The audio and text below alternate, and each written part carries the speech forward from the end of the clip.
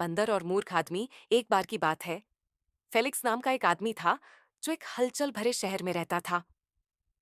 Felix बहुत होशियार आदमी नहीं था, लेकिन वह हमेशा आसानी से पैसे कमाने के तरीके की तलाश में रहता था। एक दिन बाजार से गुजरते समय उसने एक स्ट्रीट परफॉर्मर को बंदर के साथ करतब करते देखा। भीड़ हंसी और जयकारे लगाते हुए परफॉर्मर को सिक्के फेंक रही थी।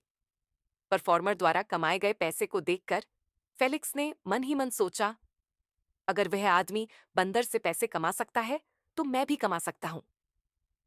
अगले ही दिन फेलिक्स एक बंदर को पकड़ने के लिए जंगल में गया। घंटों की खोज के बाद उसे एक बंदर पेड़ पर बैठा मिला। फेलिक्स ने जल्दी से बंदर को फंसाया और उसे घर ले आया। उसे लगा कि उसे धन कमाने का सुनहरा टिकट मिल गया है। लेकिन एक समस्या थी।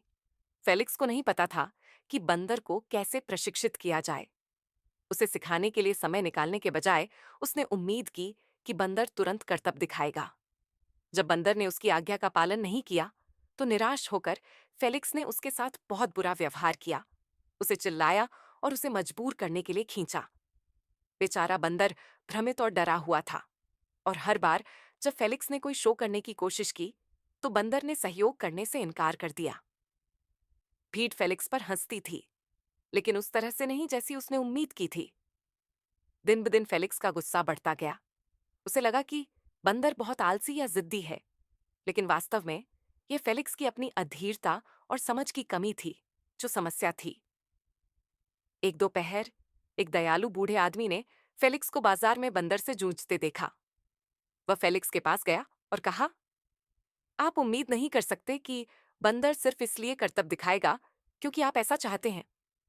जानवरों को लोगों की तरह सीखने के लिए समय, धैर्य और दयालुता की आवश्यकता होती है।